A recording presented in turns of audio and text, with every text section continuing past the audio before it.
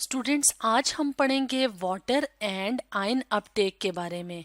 तो अगर हम बात करें पानी की, तो हर लिविंग ऑर्गेनिज्म को पानी की ज़रूरत होती है। तो अगर हम पौधों की बात करें तो पौधे अपनी ज़िंदगी के प्रोसेसेस मेंटेन करने के लिए पानी पे डिपेंड करते हैं। अब ये पानी कैसे पौधों की बॉडी में एंटर होता है?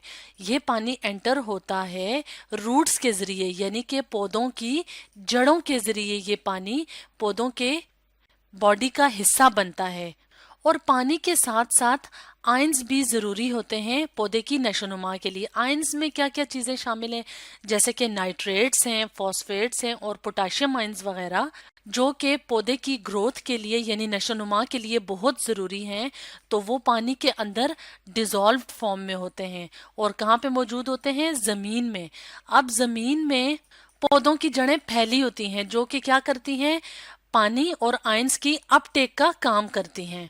तो इसका मतलब है कि जड़ें ना सिर्फ पौधे को जमीन में मजबूती से पकड़े रखती हैं, बल्कि इसके अलावा ये क्या करती हैं? ये एब्जॉर्ब करती हैं वाटर एंड सॉल्ट्स को सॉइल से, यानी जमीन से ये जज्ब करती हैं। इसके अलावा ये क्या करती हैं? ये प्रोवाइड करती हैं कंडक्टिंग टिश्यू को फॉर ट्रांसपोर्ट। यानी अगर एक दफा पौधे इस पानी और सॉल्ट को जज्ब कर लेते हैं, तो उसके बाद वो बाकी के हिस्सों तक कैसे पहुंचेंगे? वो बाकी के हिस्सों तक पहुंचेंगे कंडक्टिंग टिश्यू की मदद से। तो कंडक्टिंग टिश्यूज में जाइलम और फ्लोएम शामिल हैं, लेकिन जो जाइलम है वो पानी की ट्रांसपोर्ट का काम करता है, और जो फ्लोएम है वो लीव्स के अंदर जो प्रिपेयर्ड फूड होता है उसको पौधे के हर हिस्से तक पहुंचाता है। तो यहाँ पे क्योंकि हम पानी का जिक्र कर रहे हैं, तो कंडक्टिंग टिश्यू में जो जाइलम है वो पूरे पौधे में मौजूद होता है, यानी कि जड़ों में, स्टेम में, लीव्स में, हर जगह मौजूद होता है।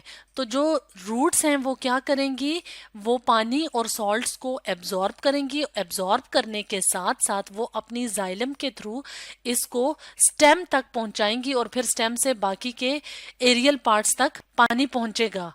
और इसी पानी की मदद से पौधे अपनी खुराक भी तैयार करते हैं। अब अगर हम एक और डायग्राम की मदद से पौधों की रूट्स को देखें, तो रूट्स क्या करती हैं? रूट्स जमीन में बहुत ज्यादा एक्सटेंसिव नेटवर्क बनाती हैं, यानी जाल सा बनाती हैं, जो कि सॉइल पार्टिकल्स, जो जमीन के ज़र्रात होते हैं, उनको मजबूती से पकड़े रखती है। तो इस तरीके से पौधा मजबूती से जमीन के ऊपर खड़ा रहता है। इसके अलावा ये क्या करेगी? ये एब्जॉर्प्शन का काम करेगी, पानी और सॉल्ट्स या आयंस की एब्जॉर्प्शन का काम करेगी।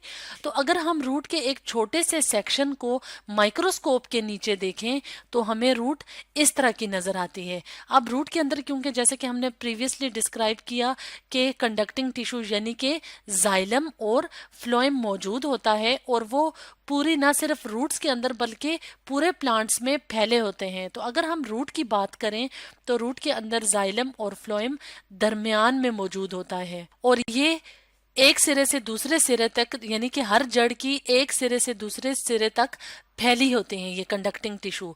और इसके अलावा रूट्स में और कौन कौन से पार्ट्स होते हैं?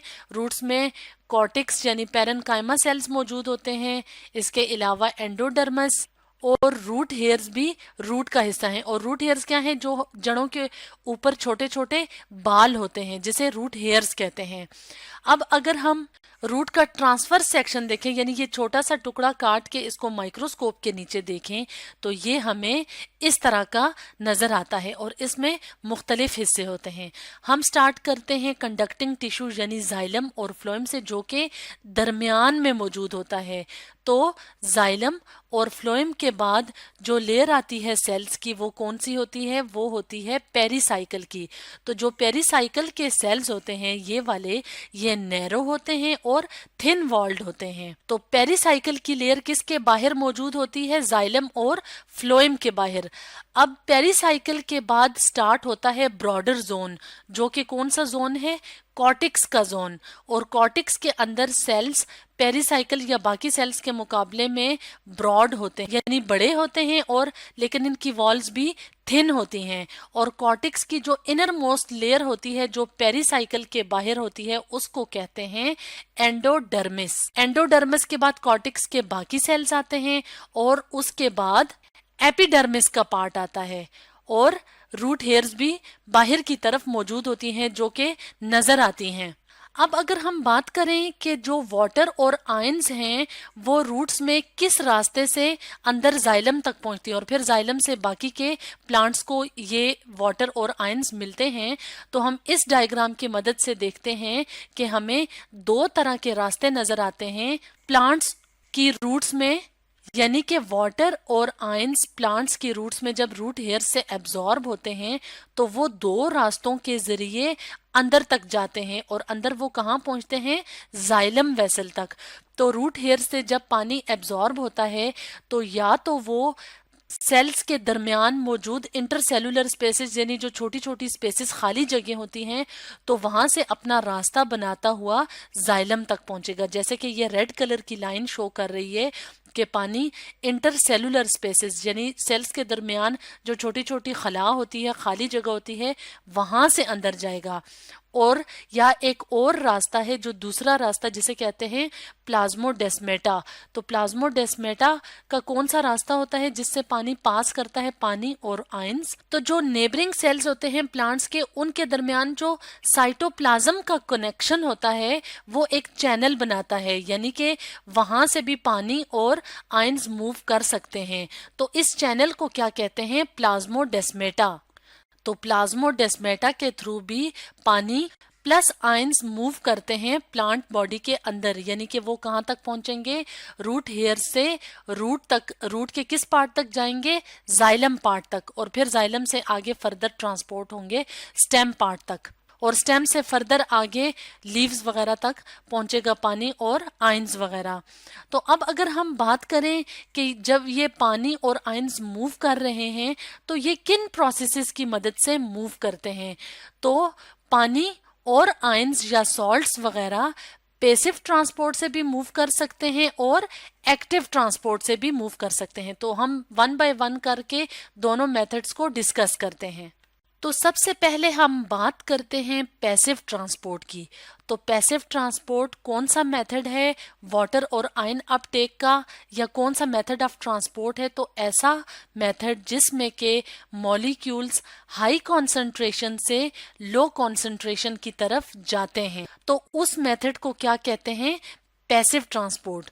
और पैसिव ट्रांसपोर्ट के लिए एनर्जी की जरूरत नहीं होती, यानी कि अगर सॉइल में मॉलिक्यूल्स की कॉन्सेंट्रेशन ज्यादा होगी, यानी अगर यहाँ पे ज्यादा होंगे तो क्या होगा कि ये मॉलिक्यूल्स हायर कॉन्सेंट्रेशन से यानी जमीन से मूव करेंगे, सॉइल से मूव करेंगे towards the plant body with the help of root hair, यानी रूट हेयर्स की मदद से वो एंटर होंगे रूट्स में, और इस प्रोसेस के लिए एनर्जी की जरूरत नहीं होती।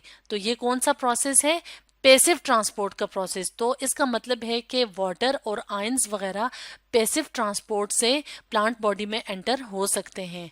इसके अलावा सॉल्ट्स या आयंस वगैरह एक्टिव ट्रांसपोर्ट की मदद से भी प्लांट्स में या रूट हेयर्स में एंटर हो सकते हैं।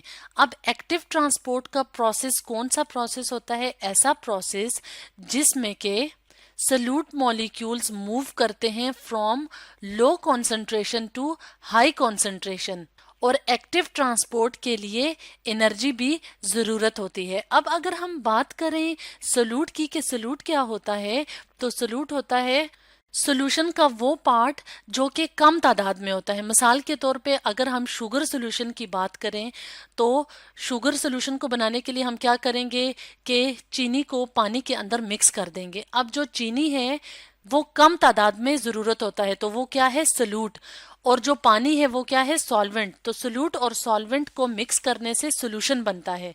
तो अगर हम बात करें प्लांट्स की, तो मिसाल के तौर पे अगर रूट हेयर्स के अंदर जो साइटोप्लाज्म है वहां पे अगर सल्यूट की कॉन्सेंट्रेशन ज्यादा है बाहर के मुकाबले में, यानी कि सॉइल के मुकाबले में, तो क्या होगा कि अगर सल्यूट की कॉन्सेंट्रेशन ज्यादा है यहाँ पे तो यहाँ पे पानी कम होगा। तो अब क्या होगा कि एनर्जी को इस्तेमाल करके पानी अंदर की तरफ मूव करेगा, यानी कि लो सल्यूट कॉन्सेंट्रेशन से हाई सल्यूट कॉन्सेंट्रेशन की तरफ मूव करेगा। तो ये कौन सा प्रोसेस है, एक्टिव ट्रांसपोर्ट का। और एक्टिव ट्रांसपोर्ट के लिए एनर्जी की जरूरत होती है, और एनर्जी किस फॉर्म में आएगी, एनर्जी होगी एटीपी की फॉर्म में।